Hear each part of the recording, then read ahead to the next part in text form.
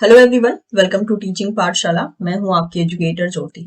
आज हम बात करने वाले हैं आईसीएआर नेट के नोटिफिकेशन के बारे में, जो कि फिलहाल में रिलीज किया गया है फॉर 2025 सेशन। ठीक है, तो आपको पता है कि आईसीएआर एग्जामिनेशन की अगर हम बात करते हैं तो इसमें मल्टीपल एग्जाम्स चले आते हैं। हम बात कर रहे हैं combined national eligibility test, agriculture research service, subject matter specialist and senior technical officer की। ठीक है, और ये जो है नोटिफिकेशन 2025 के लिए रिलीज किया गया है। लास्ट ईयर भी जब ये रिलीज हुआ था तो मैंने आपको इसके बारे में इंफॉर्मेशन दिया था। इस चीज को लेके स्टूडेंट्स काफी ज्यादा कंफ्यूज रहते हैं। मैं सबसे पहले आपका कंफ्यूजन क्लियर करना चाहती हूँ, फिर हम इस नोटिफिकेशन को डिटेल में डिस्कस करेंगे। इस वीडियो के टोटल 2 पार्ट आएंगे, क्योंकि यहाँ पे 4 अलग अलग वैकेंसी है। दैट इज, एक तो नेट एग्जामिनेशन की बात की है, ठीक है, दूसरा है एआरएस एग्जामिनेशन, ये दूसरा एक एग्जामिनेशन है।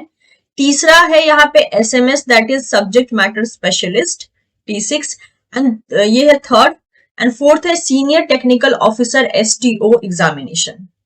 ठीक है, तो इस चैनल पे, दैट इज टीचिंग पाठशाला पे, मैं आपका कवर अप करने वाली हूं specially NET as well as ARS के बारे में। अगर इन केस आपको और भी डिटेल चाहिए रिगार्डिंग दी एसएमएस पोजीशन या फिर एसटीओ पोजीशन, तो आप मुझे बता सकते हैं। मेरा जो दूसरा चैनल है जिसमें मैं मेनली जॉब अपडेट्स देती हूँ, जिसका नाम है जॉब एस्पायर हब, ठीक है, उस पे मोस्ट प्रोबेबली ये दो जो एसटीओ का पोस्ट है और एसएमएस का पोस्ट है, उसके बारे में मैं इंफॉर्मेशन अपलोड करूंगी। क्योंकि यहाँ पे जैसे कि आपको पता है मेनली हम पीएचडी रिलेटेड या बाकी जो साइंस रिलेटेड चीजें होती हैं उसी को हम मेनली डिस्कस करते हैं। तो इस वीडियो में हम नेट के बारे में बात करेंगे, आने वाला अगला वीडियो एआरएस के बारे में होगा। अब मैं आपको बता दूं, जो नेट का एग्जामिनेशन है इसके लिए ऑब्वियसली आपको फॉर्म भरना है। डिसिप्लिन दे के रखे हैं टोटल, जहां तक मैं देख पाई 60 डिसिप्लिन है, यानी 60 डिफरेंट डिपार्टमेंट है। उस डिपार्टमेंट के अकॉर्डिंग आपकी एलिजिबिलिटी क्राइटेरिया बनेगी, उसके अकॉर्डिंग आपके सिलेबस है। ठीक है, सिलेबस की अगर बात की जाए तो जो मैंने देखा है लगभग 10 से लेकर 15 तक जो है डिफरेंट डिफरेंट सब्जेक्ट्स दिए गए हैं। बिल्कुल वैसे ही जैसे सीएसआई नेट में आपके 13 यूनिट्स हैं, वैसे ही यहाँ पे जो ये नेट एग्जामिनेशन है इसके लिए भी जो है लगभग 10 से 15 सब्जेक्ट्स दिए गए हैं अलग अलग, डिपेंडिंग अपॉन डिफरेंट डिसिप्लिन। किसी में 10 सब्जेक्ट है, किसी में 13, किसी में 14, किसी में 15, इस तरीके से ये वैरी कर रहा है। पहला केस ये। दूसरा, ये एआरएस का जो एग्जामिनेशन है ना, इसको क्लियर करके आप साइंटिस्ट की पोजीशन को ले सकते हैं। लेकिन इसका जो एग्जामिनेशन है, सबसे पहले एक ऑनलाइन एग्जाम होगा। ठीक है, उस ऑनलाइन एग्जाम को जब आप क्लियर कर लेंगे, जिसको कि एआरएस एग्जाम कहा जाता है, तो उस एग्जाम को जब आप क्लियर कर लेंगे और इसमें अच्छी खासी स्टाइपेंड, मतलब सॉरी, अच्छी खासी सैलरी भी है। ठीक है, मंथली बेसिस पे अगर देखा जाए तो 1 लाख से भी ज्यादा सैलरी है इसमें। तो ये जो है एक डायरेक्ट रिक्रूटमेंट है, जो कि एग्जाम के बाद किया जाएगा। तो इन्होंने ये चीज ऑलरेडी मेंशन कर रखी है अपने फॉर्म में कि ये जो एआरएस एग्जामिनेशन होगा ये एक डायरेक्ट रिक्रूटमेंट की तरह इन्होंने रिलीज किया है, लेकिन इसके लिए आपको एग्जाम देना है। ऑनलाइन एग्जाम को जब आप क्लियर कर लेंगे तो आपका जो है एक मेंस एग्जाम होगा। ये जो ऑनलाइन एग्जाम होगा ये सीबीटी मोड में ही होगा, इसको प्रीलिम्स बोला गया है। ठीक है, जब इसको आप क्लियर कर लेंगे तो आपका एक मेंस एग्जाम होगा। ये जो मेंस एग्जाम होगा ये डिस्क्रिप्टिव होगा, यानी कि जिस तरीके से हम अपने सेमेस्टर में आंसर्स को लिखा करते थे वैसे आपको लिखना होगा, वैसा ही इन्होंने पैटर्न दिया है। ठीक है, एग्जाम का पैटर्न बताया है, सिलेबस भी बताया है। और मेंस जब आप क्लियर कर लेंगे तब जाकर आपका इंटरव्यू होगा। ठीक है, तो नेट और एआरएस ये दोनों अलग अलग पोजीशन है। जैसे कि अब आपके दिमाग में आएगा कि फिर नेट को क्वालिफाई करके क्या स्कोप है, एआरएस को क्वालिफाई करके तो आप साइंटिस्ट बन जाएंगे, लेकिन नेट को क्वालिफाई करके क्या होगा? तो नेट को क्वालिफाई करके आप लेक्चरशिप या फिर असिस्टेंट प्रोफेसर की पोस्ट डिफरेंट एग्रीकल्चर यूनिवर्सिटीज में या स्टेट यूनिवर्सिटीज में आप ले सकते हैं। जब भी वहां पे वैकेंसी रिलीज होगी तब आप अपने इस नेट स्कोर कार्ड का इस्तेमाल कर सकते हैं। तो उम्मीद करती हूं कि नेट और एआरएस क्या है, दोनों में डिफरेंस क्या है, दोनों के एग्जाम पैटर्न में डिफरेंस क्या है, ये आपको समझ में आ गया होगा और स्कोप समझ में आ गया होगा। इसीलिए ये दोनों चीजों को मैं 2 अलग अलग वीडियो में कवर अप करने वाली हूँ। इस वीडियो में मेनली हम ये जो नेट एग्जामिनेशन होने वाला है, नेशनल एलिजिबिलिटी टेस्ट एग्जामिनेशन होने वाला है, इसके बारे में हम डिटेल में समझेंगे। तो आप देख सकते हो कि मैं इनकी ऑफिशियल वेबसाइट पे हूँ, जो कि है यहाँ पर एएसआरबी का। इसका लिंक आपको इसी वीडियो के डिस्क्रिप्शन बॉक्स में मिल जाएगा। और अदरवाइज आप जो है कमेंट सेक्शन का जो पिन कमेंट होता है उसे चेक कर लीजिएगा, ठीक है। आजकल यूट्यूब पे बग चल रहा है, एक बार वीडियो को रिलीज कर दो उसके बाद फिर उसमें कुछ एडिट करो ना तो एडिट ले नहीं रहा है वो, जिसकी वजह से थोड़ी डिफिकल्टी हो रही है। तो कमेंट सेक्शन में एडिट ले रहा है, तो वहां पे अगर जरूरत पड़े तो मैं वहां पे ऐड कर दूंगी, अगर आपको डिस्क्रिप्शन बॉक्स में नहीं मिलता है, लेकिन आप दोनों जगह चेक कर लीजिएगा। तो आप देख सकते हैं मैं इनकी ऑफिशियल वेबसाइट पे हूँ। चलिए पहले हम क्या करेंगे, पहले हम इनका ये जो पर्टिकुलर नोटिफिकेशन है, पहला ही नोटिफिकेशन देखिए, इस पे हम क्लिक करेंगे, ठीक है। इस पे क्लिक करने के बाद आपके सामने जो है ये एक पीडीएफ ओपन हो जाएगा। इस पीडीएफ को आपको गो थ्रू करना है। पीडीएफ बहुत लंबा मेंशन है यहाँ पे, लेकिन मतलब 50 इतना लंबा जो है ये पूरा का पूरा पीडीएफ है। क्या किया है, यहाँ से स्पेशली जो नेट एग्जामिनेशन है ना उसकी सारी इंफॉर्मेशन एक्सट्रैक्ट कर रखी है। तो चलिए पहले हाईलाइटेड पीडीएफ को देखते हैं और समझते हैं सभी चीजों को। मैं आपको इसके सिलेबस के बारे में भी बता दूंगी वीडियो में, ठीक है। तो अगर आपको दी जानकारी पसंद आई है तो आप चैनल को सब्सक्राइब कर सकते हैं और वीडियो को लाइक करके अपने दोस्तों के साथ भी शेयर कर सकते हैं। तो जैसे कि हमने बात किया, it is the agricultural scientist recruitment board, ठीक है, जो कि department of agriculture research and education के अंडर में आता है, जो कि ministry of education, farmer welfare and government of India के अंडर में चला आता है। अगर बात करें तो ये जो एप्लीकेशन फॉर्म है ना, ये 24 फरवरी को रिलीज कर दिया गया है और ये नोटिफिकेशन है कंबाइंड नोटिफिकेशन है, मतलब कि इसमें मल्टीपल एग्जाम के बारे में मेंशन किया है। जैसे कि it is the combined national eligibility test, agriculture research service जिसे हम एआरएस कहते हैं, subject matter specialist SMS and senior technical officer that is STO, इन सब के लिए ये एग्जामिनेशन निकला है, ठीक है। तो चलिए हम यहाँ पे देखते हैं वन बाय वन बाकी डिटेल्स को, ताकि एक रफ आइडिया मिल सके। इंपॉर्टेंट डेट्स को देख लेते हैं। तो ध्यान दीजिएगा, मैं भले ही इंफॉर्मेशन अभी दे रही हूँ क्योंकि नोटिफिकेशन रिलीज हो चुका है, लेकिन एप्लीकेशन अभी तक शुरू नहीं किया गया है। एप्लीकेशन शुरू होगा 22 अप्रैल से। तो इसको अपने आप मोबाइल में जो है एक तरीके से रिमाइंडर लगा के रख सकते हैं, ठीक है, या फिर कहीं पे भी जहां पे मतलब आपको याद रहे बस, ठीक है, ये अपॉर्चुनिटी आपसे मिस ना हो।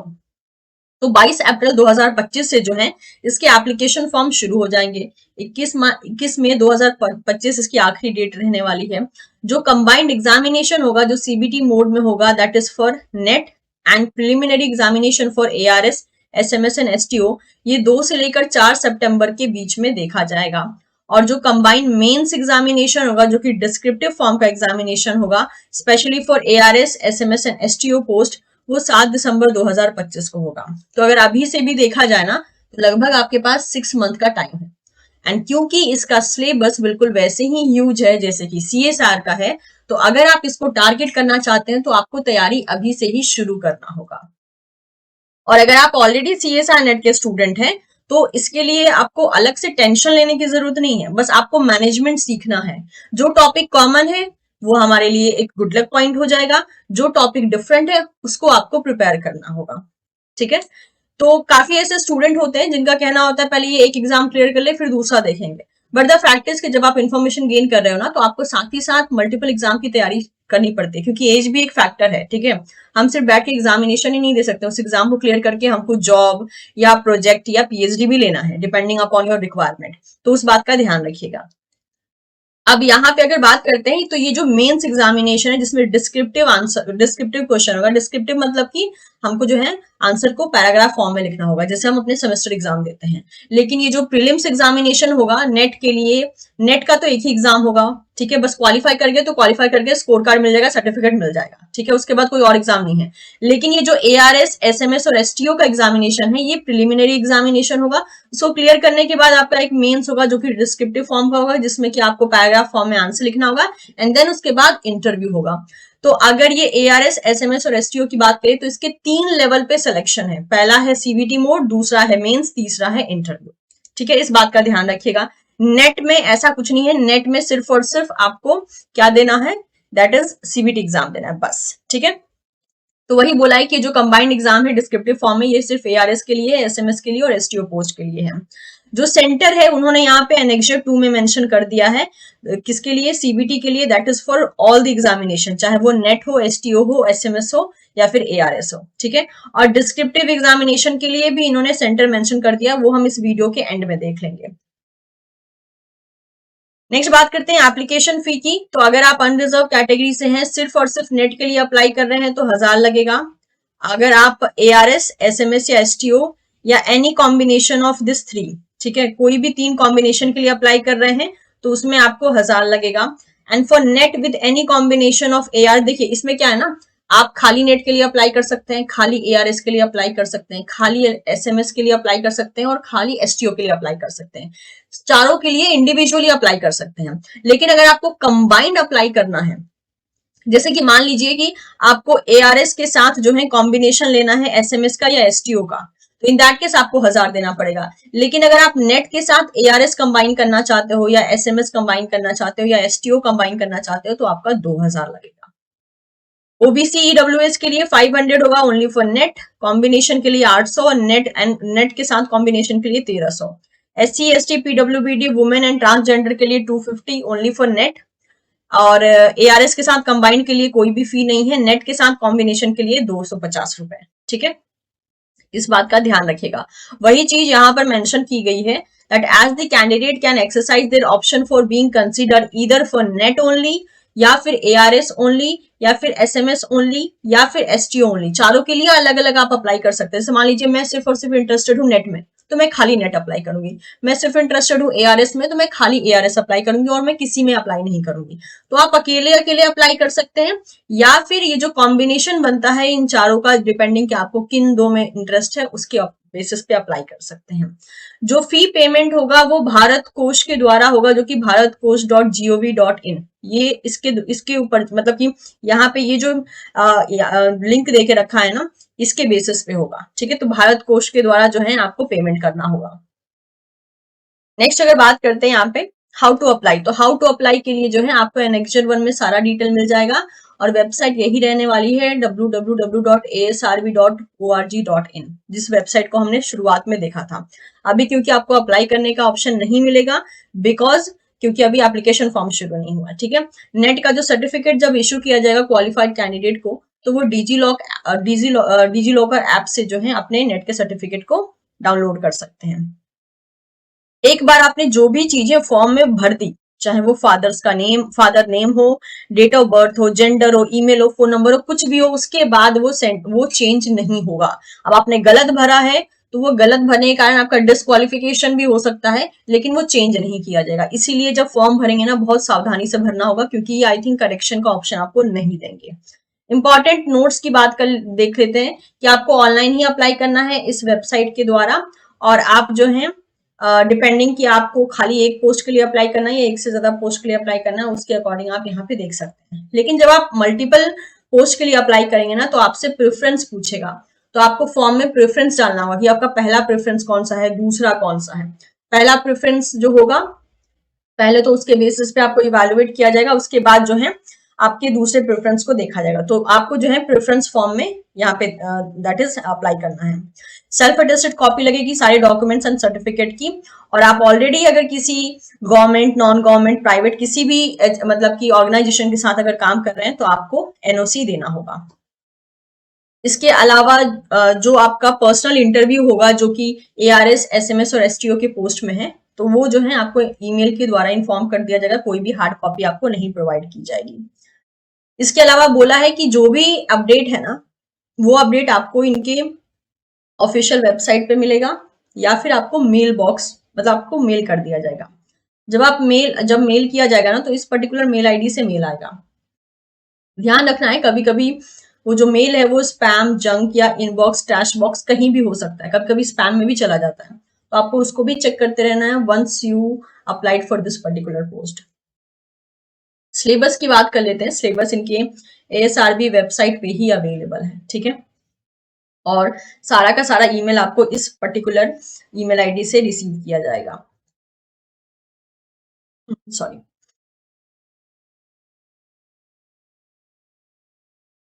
इसके अलावा ध्यान दीजिएगा, मान लीजिए अगर आप किसी क्वेरी के लिए आपके पास कोई डाउट है और आप अपने डाउट के लिए जो है इस पर्टिकुलर मेल आईडी का सहारा ले सकते हैं, इस मेल आईडी पे जो है अपने डाउट को भेज सकते हैं। बट ध्यान दीजिएगा जब भी आप कोई क्वेरी पूछेंगे उस मेल में ये सारा डिटेल आपका होना चाहिए।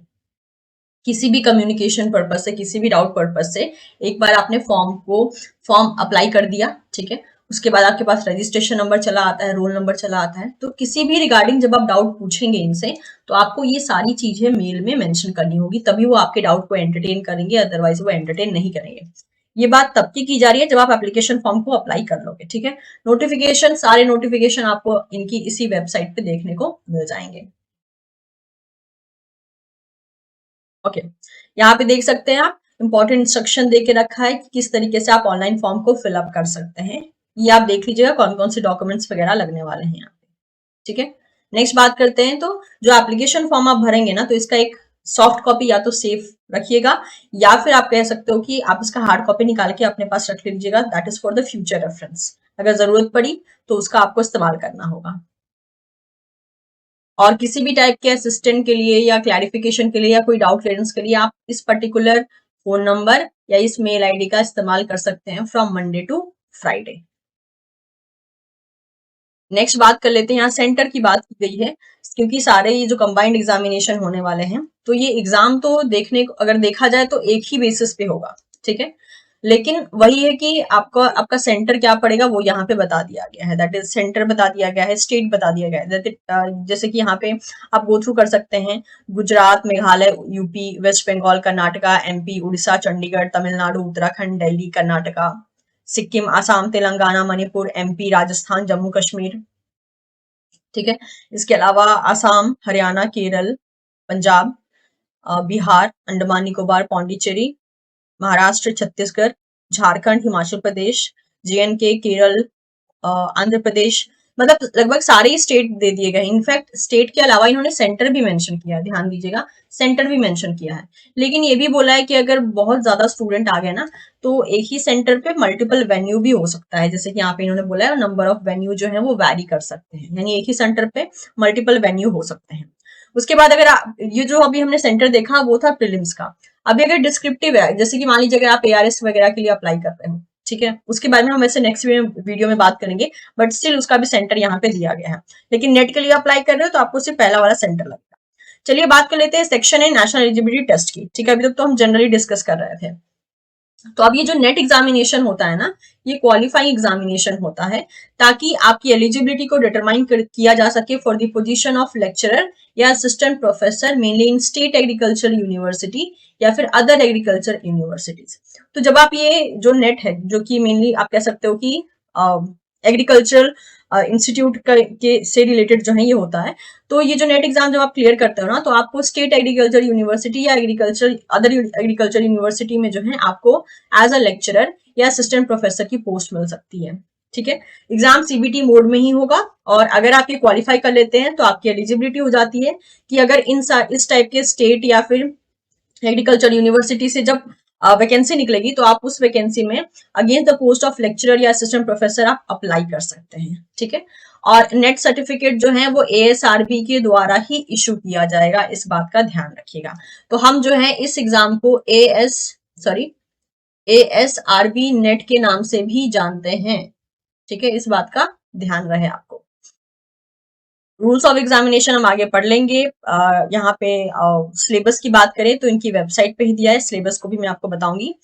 इसके अलावा नेशनलिटी आपका इंडियन, नेपाल, भूटान का हो सकता है, और भी यहाँ पे नेशनलिटी दे के रखा है, वो आप देख लीजिएगा। एज लिमिट जो है बोला है कि कम से कम 21 साल रहनी चाहिए, ठीक है, 21 साल की आपकी उम्र रहनी चाहिए, और अपर एज लिमिट नहीं बोली गई है, और ये एज लिमिट 1 जनवरी 2025 के बेसिस पे जो है इवेल्युएट किया जाएगा। एजुकेशन क्वालिफिकेशन की बात करते हैं तो आपका मास्टर डिग्री या फिर इक्विवेलेंट जो मतलब की डिग्री होता है वो आपके पास होना चाहिए इन अ कंसर्न डिसिप्लिन, और वो इवेल्युएट किया जाएगा 30 सितंबर 2025 के बेसिस पे। एग्जामिनेशन फी की बात कर लेते हैं नेट के लिए स्पेशली। तो नेट के लिए अनरिजर्व कैटेगरी वालों के लिए जो है 1000 रहने वाला है, ईडब्ल्यूएस ओबीसी के लिए 500, SC ST PWD women transgender के लिए 250 रहने वाला है। एक बार फी अगर पे कर दी गई है तो वो वापस से जो है रिफंड नहीं की जाएगी। नेक्स्ट यहाँ पे रिजर्वेशन वगैरह के बारे में मेंशन किया है, तो ये एक बार गो थ्रू कर सकते हैं आप। ओके, प्लान ऑफ एग्जामिनेशन देख लेते हैं, क्या पेपर रहेगा, किस टाइप का रहेगा।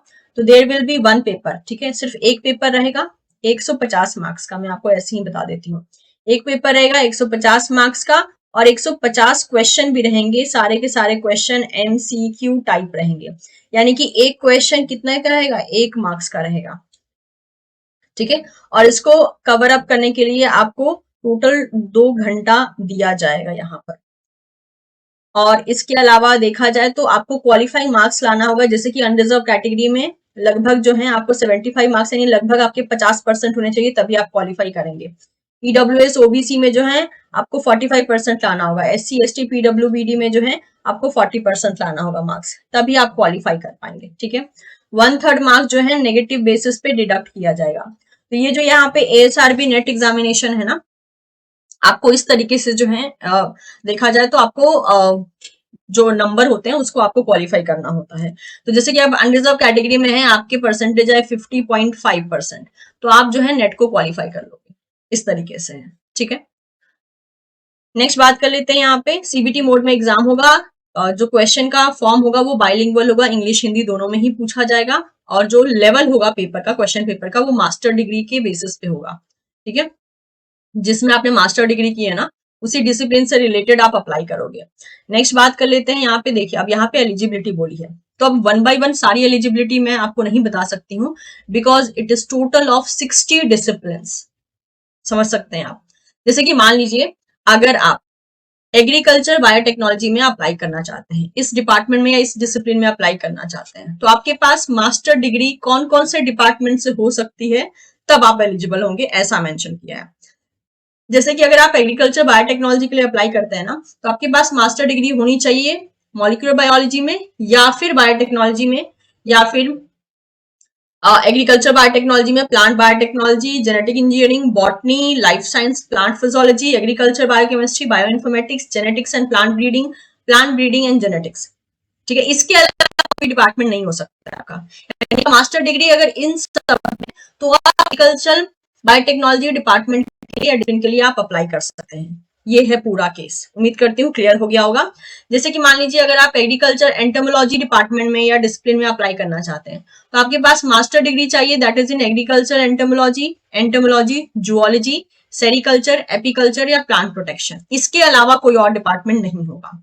सिमिलर बेसिस पे देखिए यहाँ पे एग्रीकल्चर माइक्रोबायोलॉजी, ठीक है, इसमें मैंने अप्लाई किया था, if I am not wrong 2018 में जो है मेरा ये एग्जाम क्लियर हुआ था, 2017 या 2018 में क्लियर हुआ था। तो मैंने एग्रीकल्चर माइक्रोबायोलॉजी से अप्लाई किया था। तो यहाँ पे आपके पास जो है मास्टर डिग्री होना चाहिए एग्रीकल्चर माइक्रोबायोलॉजी, सॉइल साइंस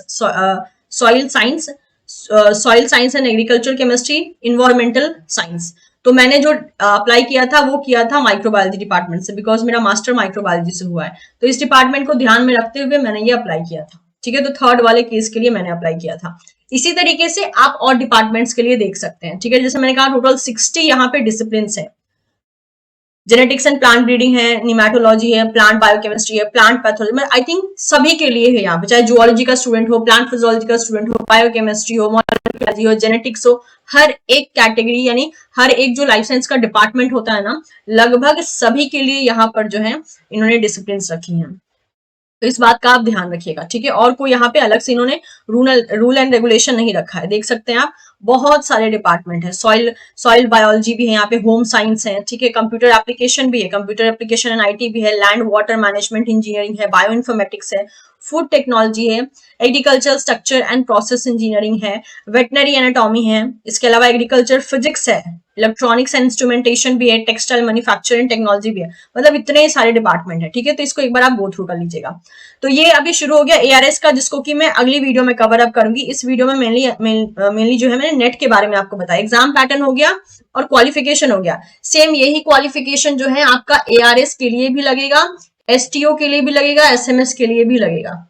मतलब कि जो 4 के 4 पोस्ट दिए है ना, सभी पोस्ट के लिए यही एलिजिबिलिटी क्राइटेरिया जो है काम करने वाली है। ध्यान दीजिएगा, ये नेट के लिए ARS, SMS एंड STO सभी के लिए सेम यही जो है क्राइटेरिया काम करने वाली है, ठीक है। तो एक बार आपको अपने एंड से जरूर इसको एक बार गो थ्रू करना पड़ेगा, बिकॉज टोटल 60 डिपार्टमेंट है, यानी 60 डिफरेंट टाइप के एलिजिबिलिटी क्राइटेरिया आपको यहाँ पे देखने को मिल जाएगी। चलिए अब समझ लेते हैं यहाँ पे सिलेबस के बारे में, ठीक है। सिलेबस कहाँ मिलेगा, सिलेबस इनकी ओरिजिनल वेबसाइट पे ही मिलेगा। चलिए मैं आपको दिखा भी देती हूँ एक बार, ताकि इश्यू ना रहे। जैसे कि मान लीजिए ये इनका ओवरऑल ये इनका वेबसाइट हो गया। मैं क्या कर रही हूँ, मैं रिक्रूट एग्जामिनेशन, ओके ठीक है, एग्जामिनेशन में जाइए, एग्जामिनेशन में सिलेबस पे क्लिक कीजिए। ठीक है, सिलेबस पे आप जब आएंगे तो यहाँ पे आपके पास देखिए सिलेबस आ गया, ARS और नेट सिलेबस। अब आपको इस पे क्लिक कर देना है, आपके सामने जो है सिलेबस ओपन हो जाता है। इसका भी लिंक आपको इसी वीडियो के डिस्क्रिप्शन बॉक्स में मिल जाएगा, तो उसको देख लीजिएगा। तो जैसे कि यहाँ पे देख सकते हैं आप डिसिप्लिन वाइज, यानी वो जो 60 डिसिप्लिन हमने बात की थी ना 60 डिपार्टमेंट की, वो सारे के सारे 60 डिपार्टमेंट का सिलेबस यही है। देख सकते हैं आप टोटल 132 पेजेस है इसमें। तो जैसे कि आप देख सकते हैं यहाँ पे एग्रीकल्चर बायोटेक्नोलॉजी का सिलेबस है, जिसमें कि मैं देख पा रही हूँ टोटल 12 यूनिट है, यानी 12 सब्जेक्ट्स हैं। नेक्स्ट एग्रीकल्चर एंटोमोलॉजी है, देख सकते हैं आप, इसमें भी टोटल कितना हो गया ये 19 सब्जेक्ट्स हैं। ठीक है, एग्रीकल्चर माइक्रोबायोलॉजी की बात कर लेते हैं। चलिए इसको मैं थोड़ा डिफाइन कर देती हूँ, बिकॉज ये एरिया मेरे लिए नोन है। सॉरी।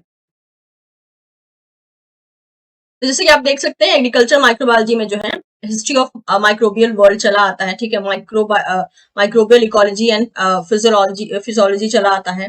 नेक्स्ट चला आता है आपके पास soil microbiology, environmental microbiology and basics microbial techniques चला आता है, microbial biotechnology, microbial genetics, genomics and GMOs। Okay, तो ये आप देख सकते हैं काफी छोटा सा सिलेबस है, राइट। तो ये बहुत ज्यादा, मतलब आई मीन टू से, अगर आप माइक्रोबायोलॉजी के हैं तो आप इसको प्रेफर कर सकते हैं। इसमें बहुत बड़ा सिलेबस नहीं देके रखा है। आई थिंक कितना है टोटल, पांच नहीं है, 6, टोटल 6 ही सब्जेक्ट्स हैं। और अगर आप ध्यान देना तो मैं, जैसे मैं अपनी बात बताऊं तो मेरा BSc MSc का 80% जो सिलेबस था ना, वो इनके सिलेबस के साथ मैच कर गया था। ये भी एक रीजन था कि मैं क्यों एग्रीकल्चर माइक्रोबायोलॉजी से मैंने एग्जाम दिया था। तो उस टाइम पे ये एग्जाम सिर्फ दैट इज ICAR नेट के नाम से होता था। ठीक है, अभी इसको थोड़ा बहुत इसमें चेंजेस कर दिए गए हैं, बट एनीवेज सिलेबस आपका यही रहने वाला है। और अगर आपने प्रॉपर ढंग से, मतलब एक जनरल माइक्रोबायोलॉजी लेकर पढ़ा है ना, तो आपके BSc MSc के साथ ही 80% सिलेबस मैच कर जाएगा। तो वो एक प्लस पॉइंट होगा। ठीक है, उसका आप इस्तेमाल कर सकते हैं। Same goes with the other category. आप अदर डिसिप्लिन के लिए, जैसे कि अब यहाँ पे economic botany and plant genetic resources आ गया, तो यहाँ पे बॉटनी वाले स्टूडेंट देख सकते हैं। तो एक बार आपको गो थ्रू करना पड़ेगा, डिटेल में एनालिसिस करना पड़ेगा कि कौन सा सिलेबस कौन से स्टूडेंट्स के लिए एप्लीकेबल हो रहा है। ठीक है, तो मैं सारे डिसिप्लिन को यहाँ कवर नहीं कर रही हूँ। आप देखिए, मैं आपको लास्ट पेज पे जाके दिखाती हूँ। टोटल जो 60 डिसिप्लिन है ना, देखिए यहाँ पे आई थिंक सीरियल नंबर हमको 60 मिलेगा, ये देखिए, ये सीरियल नंबर 60 मिल गया। तो ये टोटल 60 डिसिप्लिन है ना, उसके बारे में यहाँ पे सब कुछ मेंशन किया गया है। ठीक है, तो वन जो हमने शुरुआत में देखा था, टोटल जो यहाँ पे एलिजिबिलिटी थी 60, वो टोटल की total eligibility 60 different different discipline से सब कुछ जो है इसका सिलेबस यहाँ पे दे दिया गया है। ओके, तो ये था सारा detail regarding the ASRB net examination. Next video में हम बात करेंगे ARS के एग्जामिनेशन के बारे में, और इसके स्कोप क्या है, क्या एलिजिबिलिटी, क्या वैसे एलिजिबिलिटी क्राइटेरिया यही रहने वाली है, पूरा का पूरा सिलेबस भी यही रहने वाला है। ठीक है, बट उसको हम अलग से कवर अप करेंगे, उसके स्कोप के बारे में हम अलग से बात करेंगे। इसमें हमने मेनली जो है ASRB नेट के बारे में जाना कि वो क्या है, क्या स्कोप है, क्या सिलेबस है, क्या एग्जाम पैटर्न होने वाला है, कितनी फी है, क्या डेडलाइन है, एवरीथिंग। तो आपको वीडियो पसंद आया हो तो चैनल को सब्सक्राइब कर सकते हैं, वीडियो को लाइक कर सकते हैं, और इसे आप अपने दोस्तों के साथ भी शेयर कर सकते हैं। Thank you so much, will see you soon in the next session. Bye bye.